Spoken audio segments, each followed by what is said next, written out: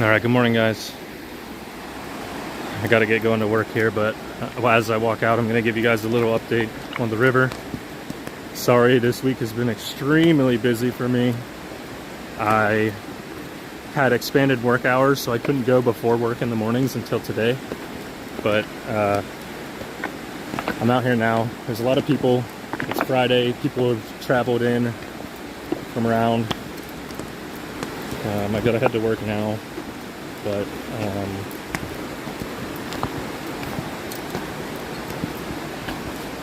it's been pretty good this morning. Seen a lot of hookups. Had 3 hookups myself in small groups. They're still pushing up out of the lake. There's still more in the lake, but they are not coming in full run fashion, and I don't know if we'll get that this year, right? So now might be the best time to come up because they're still fresh and they're still pushing. Seen a couple coheads this morning. I saw a lot more kings this morning than I have the last couple days, and I even saw a 25-inch steelhead being caught. A few people next to me. That was pretty neat to see. It was safely released, of course, and yeah, like I said, a lot of hookups this morning. I apologize for the shaky screen. I'm literally walking out. I have to go to work, but just wanted to give you guys this quick update. If you can make it out here and you haven't been out here already, I'd recommend making a trip here soon. October is typically the best month to fish here, and that's going to hold true this year, I think. This morning I fished the DSR on the upper portion. Saw a ton of hookups, but my main observations so far, sorry I can't talk, is they're super line shy throughout the whole river, and it makes sense. There's a lot of people throwing weights at them and hooks at them and trying to get them and having some success, and the water's super low and clear, so they can see you, you can see them. It's not really fishing like we're used to anyway. But I'm going to give you an overview here of the staircase. There's a lot of people here this morning, as per usual. Oh. Okay. Good morning. Good morning. How you doing? Good, how are you? Good, man.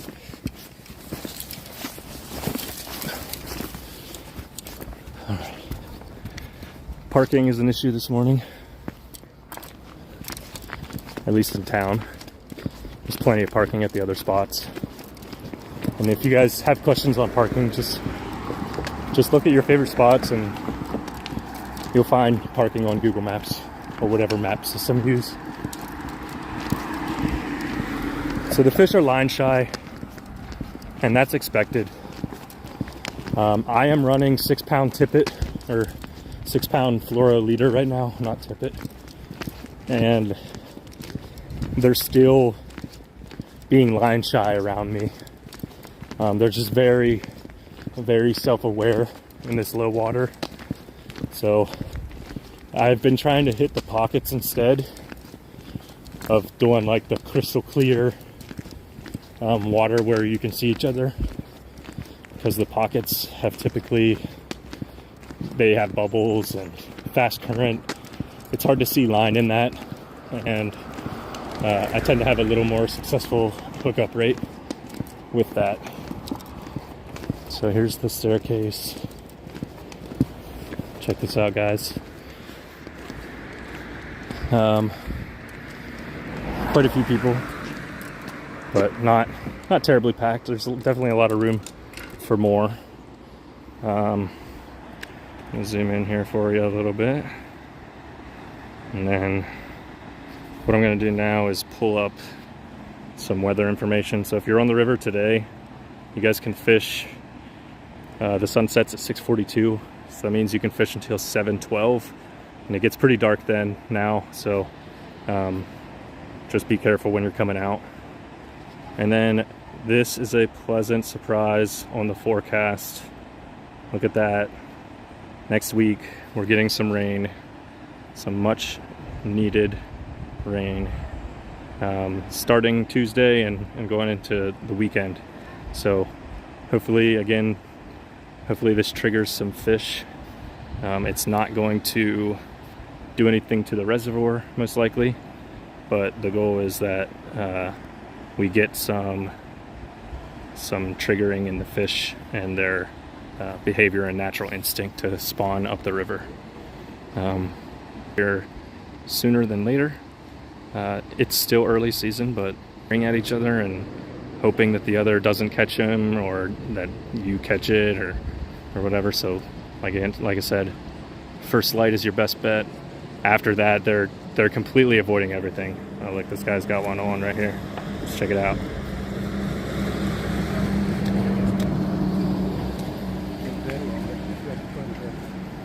Let's see if he can get it in. All right, that fish is moving quick. Maybe might be a coho.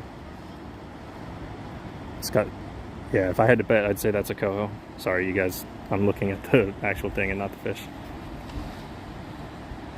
Just with its movements in the water, just going zigzagging back and forth. It's got that kind of like steelhead movement, but it's definitely too big to be a steelhead for right now. It's hard to tell the color from up here, but I'm thinking coho. And again, sorry, I keep looking with my real eyes and not through the camera, so I have no idea. I keep going off camera here. Let's see if I can net it. That is a large net. And he missed. He missed. Net. Good morning, guys. Hope you guys are having a great day. I'm heading to work right now, but I gave some updates on this.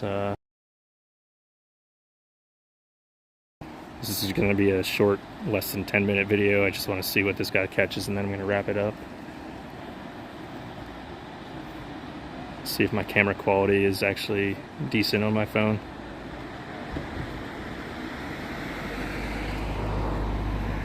It looks like a foul-hooked fish, from what I can tell, but we'll see. I'm not the DEC, so I'm not going to do anything about it, but let's see what these guys got. I still am standing by a coho.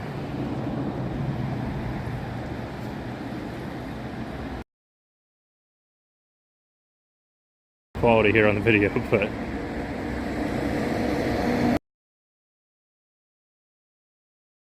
let's see. I'll use the naked eye and try to hold steady on the frame here. See if I can see what it is.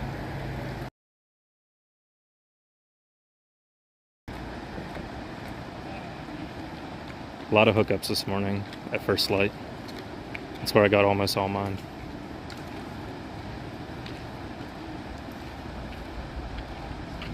This guy's looking right at me. What's up, bro? Oh, we got another fish on down here. Oh, he's off. As long as you don't like have it flopping on the bank. Yeah, this is a foul hooked fish. It needs to be released, but that is a stringer in the hand there. Don't be that guy.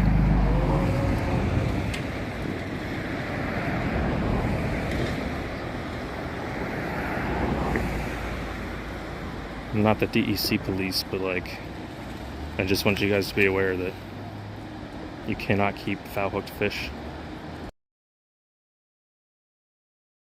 Large fine if you get caught, and you never know who the DEC guys are. That's not like they wear a uniform with a bright flashing light that says I'm a DEC official. So yep, that's a coho. I know it's hard to see in the camera here, but the guy just kept a illegally foul hooked coho. It's sad to see Salmon River, and that's but all right, if you guys don't have any questions, I should say probably about 60% of them have inflatables, and they're running inflatables right now from Altmar down to Pineville.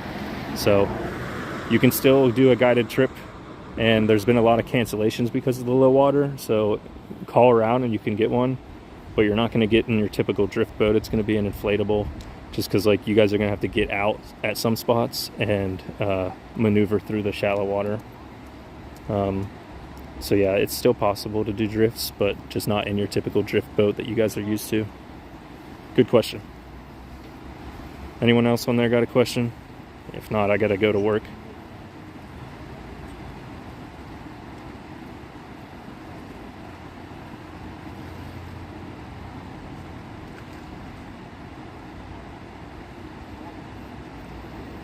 All right, nothing heard on the questions, so feel free to leave a question in the comments of the video when it posts, or every comment, unless 5:30. So I'll see you guys out here soon.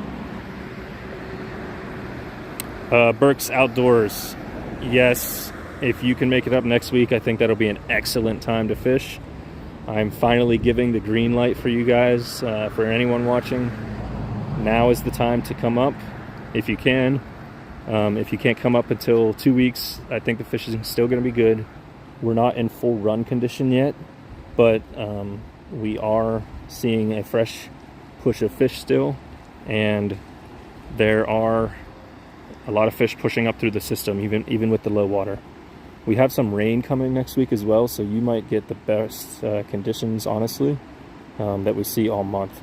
So Burke's Outdoors, good question.